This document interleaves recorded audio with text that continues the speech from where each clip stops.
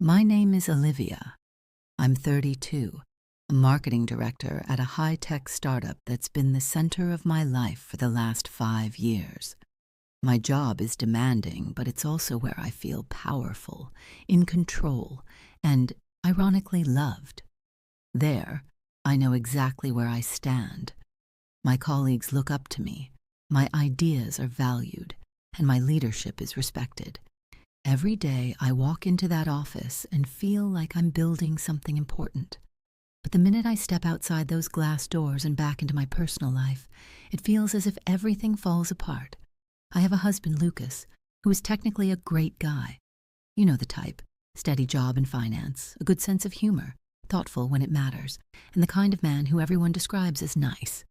But lately, nice feels like it just isn't enough. Lately, I can't shake the feeling that we're just two people sharing a space, not really sharing a life. It's hard to pinpoint when exactly the cracks started forming. Maybe they've always been there, and I just ignored them. When we first got together, Lucas was everything I thought I wanted.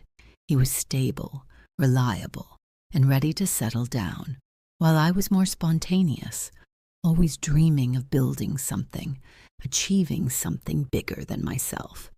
At the time, I thought our differences would balance each other out.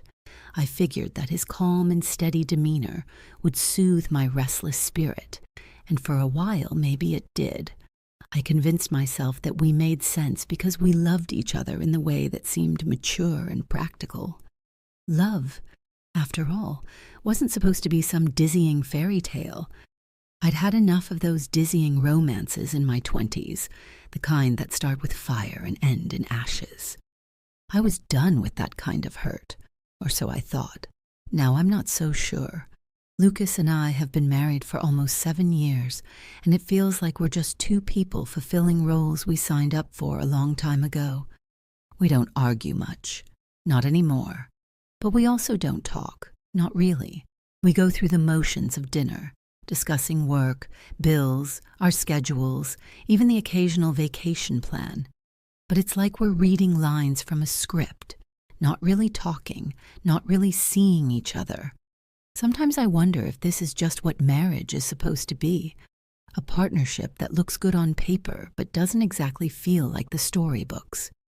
But then, why does the thought of another 30 years like this make my chest feel tight? Why do I look at Lucas, the man I used to adore, and feel nothing but ambivalence? My best friend Mia says I'm overthinking it, that I'm too used to the adrenaline of the corporate world. She claims I'm addicted to the excitement of deadlines, board meetings, and launches, and that I'm just projecting those expectations onto my marriage. But it feels deeper than that. There's a quiet loneliness in our relationship that I can't ignore anymore. It feels like the foundation has cracked, and instead of repairing it, we've just been building more layers on top, pretending the fracture isn't there. I think that's where the hatred for love has started to seep in. Love, the way it's portrayed in movies, in novels. It feels like a cruel lie. I'm not supposed to say that, am I? But I hate it. I hate how love is painted as this magical force that's supposed to solve everything. Love didn't solve anything for me. It didn't fix my flaws, and it didn't save our marriage. It didn't even make me happy. At best, it gave me comfort, a temporary sense of security that wore off over time. It's not that I don't care for Lucas. I do. In some ways, he's my best friend. But I can't ignore that little voice in my head that keeps asking, is this all there is? The voice that reminds me of the wild dreams I once had, the places I wanted to go, the life I envisioned for myself, full of passion and purpose. Somewhere along the way, I convinced myself that settling down was the mature, responsible choice. And I'm not blaming Lucas. He didn't ask me to give up anything. I made these choices because I thought they were right. But now, I wonder if I've been lying to myself. I look around at my life, a nice house, a stable job, a kind husband, supportive friends, and I feel like a fraud. To everyone else, It must seem like I have it all, but in reality I feel trapped, suffocated by the very things I once thought would make me happy. And I don't know how to explain that to anyone without sounding ungrateful. There are days I just want to scream, to shake things up, to feel alive again. It's gotten to the point where I avoid Lucas whenever I can. I stay at work late, volunteer for more projects, and even take on weekend assignments just so I don't have to go home and sit across from him in silence. We don't even sleep in the same bed anymore. It started when he began working late hours during the financial quarter close, and then it became the norm. He'd fall asleep in the guest room so as not to wake me, and now neither of us seems to question it. I don't know what I'm hoping for. Maybe I'm looking for a reason to break free, or maybe I just want to feel something, anything, that reminds me why I believed in love in the first place. But the truth is, I'm terrified. I'm scared of hurting Lucas, of shattering the life we built together. I'm scared of facing the disappointment in his eyes if I tell him that this life we've built isn't enough for me. Because honestly, I'm not even sure what enough would look like. And that's the thing about love, isn't it? It's supposed to be enough, but it isn't. Not for me. I know how that sounds, selfish, cold, even heartless. But I can't help it. I've tried to bury these feelings, to ignore the longing in my chest, but it just keeps getting louder. It's like a pulse, a constant reminder that there's more out there, that I'm not living the life I was meant to live. So here I am, a 32-year-old woman with a successful career, a stable marriage, and absolutely no idea what she's doing. I don't hate Lucas, and I don't hate myself, though sometimes I wish I did. It might make this easier. No, what I hate is the illusion of love, the lie that we're sold, that love is supposed to be fulfilling, that it's supposed to be enough. I wish I could tell Lucas all of this, but the words never come. Every time I look at him, all I see is the man who trusted me with his heart, the man who chose me, and somehow that makes it worse, because he didn't sign up for this either.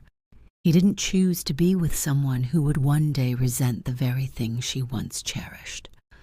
I don't know how to bridge the gap that's grown between us, and I'm not sure I even want to.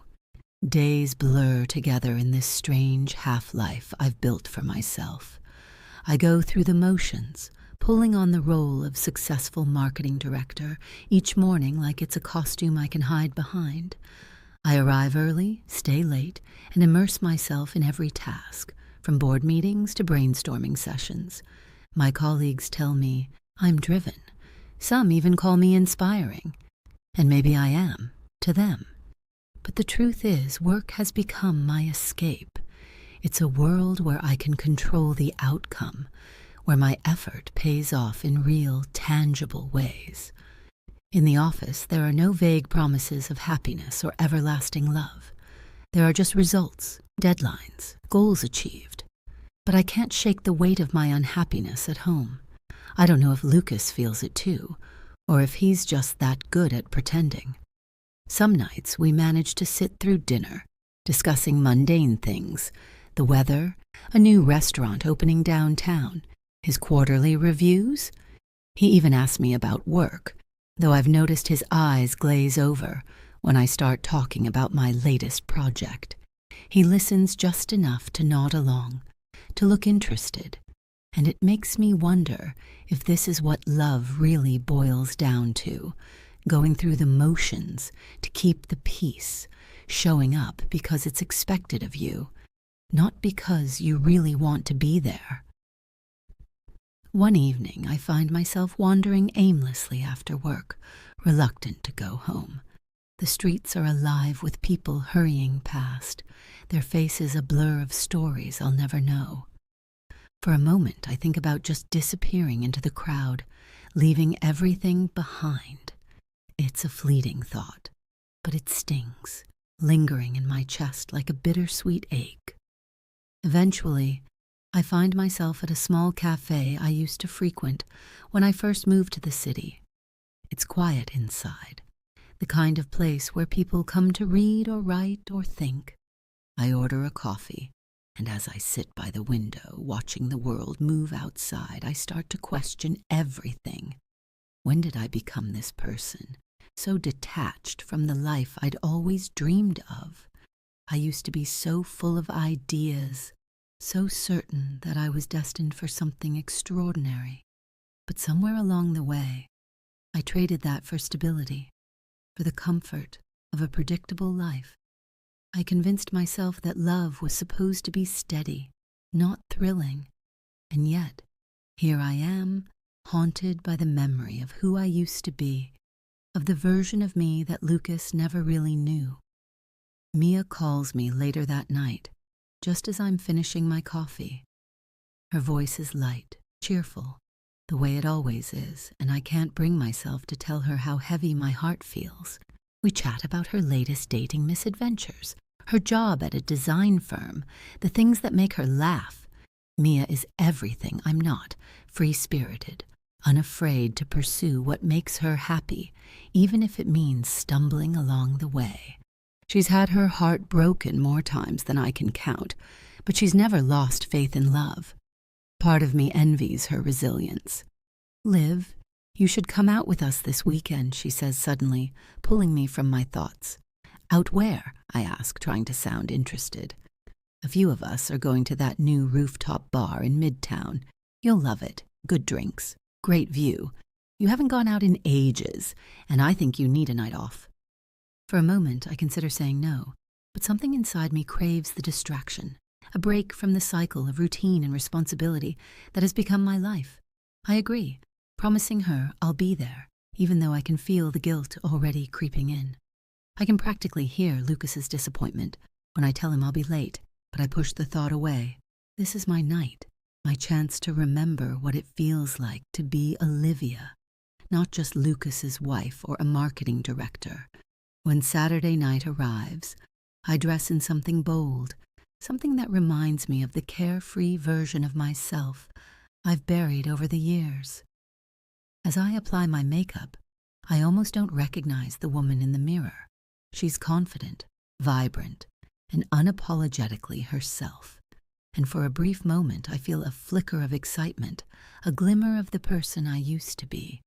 The bar is buzzing when I arrive, filled with people laughing, talking, living. Mia waves me over, her smile bright and genuine. And for the first time in weeks, I feel a weight lift off my shoulders. I laugh, I dance, I lose myself in the music and the crowd, and for a few hours I forget about Lucas, about the quiet desperation that's been gnawing at me for so long. At one point, I find myself talking to a man at the bar, a stranger with an easy smile and a charm that reminds me of the guys I used to date before Lucas. He's flirtatious, attentive, and I can't deny the thrill that runs through me. It's innocent, I tell myself. Just a harmless conversation, a reminder that I'm still alive, still capable of feeling something beyond the numbness that's settled over me. But as the night goes on, guilt starts to creep in. I excuse myself, telling Mia that I need some air, and I make my way to the rooftop terrace. The city sprawls out before me, a glittering sea of lights, and I feel so small standing there, lost in a life that feels too big, too empty. I don't know how long I stand there, lost in my thoughts, but eventually I feel a familiar presence beside me. It's Mia, her face softened with concern. "Liv, what's really going on?" she asks gently, her voice laced with worry. "You've been so distant lately, like you're carrying the weight of the world on your shoulders." The words pour out before I can stop them. I tell her everything, the loneliness, the resentment, the feeling that I'm trapped in a life that doesn't feel like mine. She listens quietly, her eyes never leaving mine, and for the first time in a long time, I feel seen. "Maybe it's time you had an honest conversation with Lucas," she says when I finish, her tone gentle but firm. "You can't keep pretending, Liv. It's not fair to either of you. The thought terrifies me, but I know she's right. I can't keep living this half-life, torn between who I am and who I think I'm supposed to be. I have to face the truth, even if it means unraveling everything I've built with Lucas. That night, when I return home, I find Lucas sitting in the living room reading. He looks up when I walk in, his eyes warm but distant, and I wonder if he can sense the storm brewing inside me. I sit down across from him, my heart pounding, and take a deep breath. "Lucas," I begin, my voice barely a whisper. "We need to talk." He sets his book down, his expression shifting to one of concern. "Olivia, is everything okay?" I pause, searching for the right words. But there's no easy way to say what I need to say, so I just let the truth spill out, raw and unfiltered. I'm not happy, Lucas. I haven't been happy for a long time. The words hang in the air, heavy and painful, and I can see the hurt in his eyes. But I can't stop now. I tell him about the loneliness, the feeling that we're just two people going through the motions, and the ache in my chest that tells me I'm living a life that doesn't feel like mine. I tell him everything, every painful truth I've been holding back. He listens, his face a mixture of shock, sadness, and something else I can't quite place. And when I'm done, there's a long, agonizing silence between us. I brace myself for his anger, for his hurt, for whatever comes next. But when he finally speaks, his voice is soft, almost resigned. "I've felt it too, Olivia," he says quietly. "I just didn't know how to say it." The weight of his words hits me like a tidal wave, and I realize that he's been hurting too. We've both been pretending, both been clinging to a version of love that no longer exists. The silence that follows is heavy, but strangely comforting, as if for the first time Lucas and I are standing in the same reality, stripped of pretense. I've been afraid of this conversation for so long, terrified of breaking whatever fragile bond still existed between us. Yet here we are, both admitting that the life we've built isn't what we'd hoped it would be. It's unsettling and raw, but I don't feel as alone anymore. Lucas runs a hand through his hair, his face thoughtful and open in a way I haven't seen in years. "I think we got so wrapped up in what we thought marriage should look like," he says slowly, "that we stopped thinking about what it could be, or even what we wanted it to be." I nod, feeling the truth of his words. We've been holding ourselves to some silent contract, assuming that staying together, going through the routines, would automatically lead to happiness. We thought love was something you build once and then coast on forever. But the cracks have been there all along, and maybe we were just too scared or too proud to acknowledge them. Do you remember when we first met?" I ask, my voice softer now. "How we used to talk for hours about everything, like we couldn't get enough of each other's thoughts?" He smiles a little, a faint, bittersweet curve of his lips. "I remember. You told me once that you wanted to see the world, that you wanted to do something that mattered, something big. And you said you wanted a quiet life," I respond, smiling despite the ache in my chest. "You wanted a steady, predictable path. I thought I could want that too, but that's not who you are," he finishes for me, his tone gentle and understanding. And I think deep down I always knew that. His words sting, but not in a painful way. It's the kind of sting that comes with honesty, with acknowledging something that's been left unsaid for far too long. We've both been living in a compromise, one that neither of us truly wanted, and yet neither of us had the courage to break free from it. "What do we do now?" I ask, my voice trembling with the weight of the question. It's one thing to admit the truth, but another thing entirely to face the consequences. Lucas sighs, looking down at his hands. "I don't know, Olivia. I really don't." He looks up, his eyes meeting mine with a mixture of sadness and determination. But I think we owe it to ourselves and to each other to find out. We sit together in silence, both of us lost in our thoughts, our memories, the tangled mess of feelings that has built up over the years. I think about the nights I spent avoiding him, the guilt I felt for wanting something more, something different. And I realize that he's been living with his own version of that loneliness, carrying a weight that I never truly understood. Maybe we need to step back, I suggest, the words coming out before I can second-guess them. Maybe we need time to figure out who we are, apart from each other.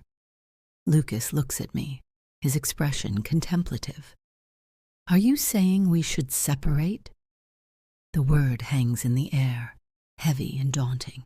The thought of it scares me, but it also feels like release, a way to breathe again. I nod slowly, feeling both terror and relief. Yes, I think maybe that's what we both need. He doesn't respond immediately, but I can see him wrestling with the idea, the weight of it pressing down on him. Finally, he nods, a resigned acceptance in his eyes. Maybe you're right. And just like that, we make a decision that feels monumental and terrifying. We agree to separate, to give each other the space to rediscover who we are outside of this marriage, outside of the roles we've clung to for so long. There are no raised voices, no tears, just a quiet understanding that we've reached the end of something, and perhaps the beginning of something else. The next few weeks are a blur of logistics and emotions. We move through the house like ghosts, packing up belongings, dividing up the life we've shared. There's a strange, haunting sadness in the air, but also a sense of calm, as if we're both finally free to let go of the weight we've been carrying. We still talk, still share meals occasionally, but there's a distance between us now, an unspoken understanding that we're moving in different directions. I find a small apartment downtown, close to work, and the cafe I rediscovered that night. It's modest, quiet, and oddly comforting, like a space I can fill with pieces of myself that I've kept hidden for so long. The first night I spend there alone is both exhilarating and heartbreaking. I feel the ache of what I'm leaving behind, but also the thrill of the unknown. Lucas and I stay in touch, meeting occasionally for coffee or a quick dinner. Our conversations are tentative, careful, as if we're trying to figure out who we are to each other now. There are moments when I wonder if we're making a mistake, if we're letting go of something we should be fighting for. But each time I return to my apartment, I feel a strange sense of peace, a quiet certainty that this was the right choice. One evening, a few months after the separation, Lucas calls me unexpectedly. His voice is calm, steady, but there's a vulnerability in it that I haven't heard in years. I wanted to tell you that I've been seeing a therapist, he says. I realize that I've been hiding a lot of things, not just from you, but from myself. His admission catches me off guard, and I feel a surge of pride and sadness all at once. That's really brave, Lucas, I say softly. I'm proud of you. He pauses, as if gathering his thoughts. I think I've always been afraid of taking risks, of letting myself really feel things. And maybe that's why I held on to this marriage even when it stopped making sense, because it felt safe. His words resonate with me, and I realize that I've been guilty of the same thing. I've hidden behind the idea of stability, of a life that looks good on paper, because I was too afraid to confront the messy, unpredictable nature of my own desires. Thank you for telling me, I say, feeling a warmth between us that hasn't been there in a long time. I think I've been afraid too, afraid of wanting more, of feeling too much. There's a long silence on the line, but it's a comfortable one, filled with a mutual understanding that doesn't need words. We're both learning, both growing, and even though we're on separate paths, there's a sense of connection that feels deeper, more honest than anything we shared before. As the months go by, I start to rebuild my life, piece by piece. I explore new hobbies, take up painting, reconnect with friends I'd lost touch with. I travel, something I'd always dreamed of, but never made time for. Each experience feels like a small act of reclaiming myself, of rediscovering the parts of me that I'd buried under the weight of expectation and compromise. And in those quiet, solitary moments, I come to realize that maybe love isn't something you hate or resent. It's something that grows and shifts, something that demands honesty and vulnerability. I don't hate love. I was just afraid of what it required of me, of the way it forced me to confront the parts of myself I'd been running from. One day, as I'm walking through the city, I run into Lucas by chance. We smile, share a hug, and catch up like old friends. There's a warmth between us, a sense of peace that feels foreign but comforting. We've both changed, grown into people who are more in tune with ourselves, and in that moment I feel a deep sense of gratitude for him, for the life we shared, and for the courage it took to let go. As we part ways, I feel a quiet happiness, a sense of freedom that I hadn't known was possible. I don't know what the future holds, but I know this much. I've found something real, something honest, something that isn't bound by the illusions of love.